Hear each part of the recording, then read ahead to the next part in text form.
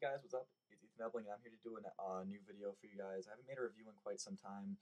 I've been kind of busy lately with just life type stuff, but now that my life is starting to slow down quite a bit, I'll be able to make more videos and have more time to do more reviews because that's what I actually like doing. And music is all I have left. But this video right now is for my personal top 10 releases of 2010. This is my personal list. In no way is it concrete, and in no way is it correct. It's just an opinion.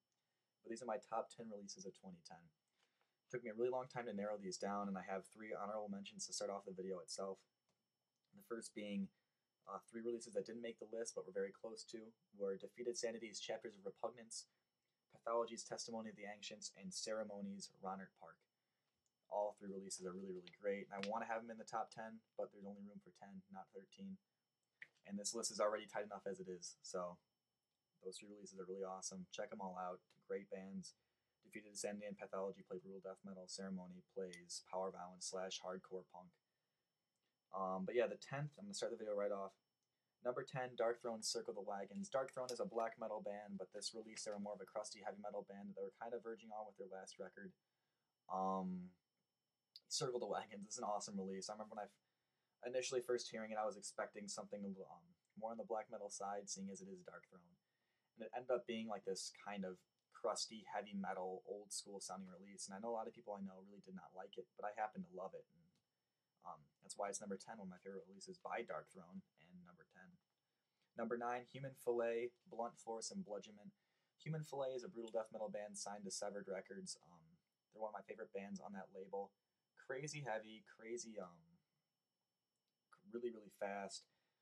Vocal style, I think it's what really puts me over the top. It's not your typical brutal death metal vocal. He does a great job of mixing mid-range with lows with highs. And the whole album itself takes influences. I think in the song Body Liquefaction, or I forget which track it is, that they utilize black metal riffs within the track. I'm mind blanking right now, which sounds horrible, but they utilize a lot of different elements. There are riffs in here that sound like they'd be out of a black metal album to a regular death metal album to like a groovy album. They just mix all these awesome elements together, and it's great. You're not disappointed. Number 8 is a local release from a band from Rochester, New York, Sarkos, Sacred Scars. This release just came out this year. Sarkos plays melodic black metal. They're really, really talented guys, really know how to have a good time. Very do-it-yourself, and that release is probably one of the most solid black metal releases I've heard ever. Not just in 2010, but of all time. If I could put it in the top 5, I would. It's a great release. I'll give you a link to their MySpace where you can probably find the album for download there or buy it, which I recommend you do because it's great. Unbelievable. Number 7 is Mindless's Human Conditioning. Mindless is the project, is a band that Fiza, however you want to pronounce her name, the ex-vocalist of Hatred Surge, was in, and this is her band's first release, I think, and there are 4 tracks on the 7. Amazing, amazing release. I am always recommending it to people that are just getting into power violence / noisy-ish female-fronted hardcore. I got the chance to actually meet Fiza for like a good 2 minutes, and it was the best 2 minutes ever. I will always have a special place in my heart for Fiza. So, number 6 is Hang the Bastard's Hellfire Rain. Hang the Bastard is a stonery hardcore band with a lot of sludge and doom influences. They're kind of like a sludge-core-y type band. But this release is unbelievable. I know I was a big fan of Raw Sorcery when that was first released, however long ago that was. And then when I saw Hellfire Rain come out, I listened to it and I was blown away. This is a great, great release. If you have not listened to anything off this record, please do. There'll be links to every band here's MySpace or somewhere you can listen to their stuff. Unbelievably talented guys, and it's just a ridiculously heavy release when it comes to kind of sludgy hardcore. Number 5, Nails on Silent Death. Nails, I'm a huge Nails fan. They're a Southern Lord hardcore / power violence band, more on the lines of noisy, fast hardcore. This release is crazy fast, crazy short, yet probably one of my number 5 my release is really, really solid, awesome release.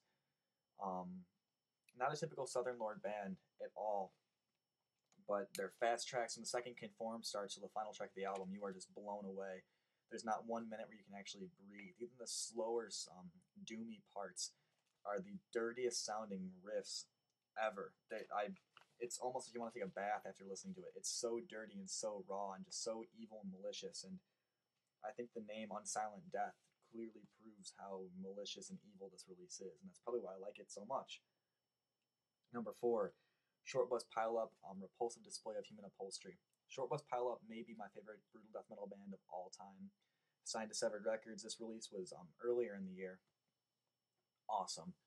Great brutal death metal. It might not be as wonderful, people might prefer differently, but I think I'll always have a special spot in my heart for Short Bus Pile Up, being a band that really influenced me when it came to doing vocal stuff. And just this record itself, every track is great. Lyrically, it's disgusting. It's awesome. It's gory. It's violent. It's repulsive. It's great. And the grooves are awesome, and the slow parts are great, and that drum tone is sickening. It's like, it's nauseating. It's so wild. It's so raw and unsettling. It's crazy.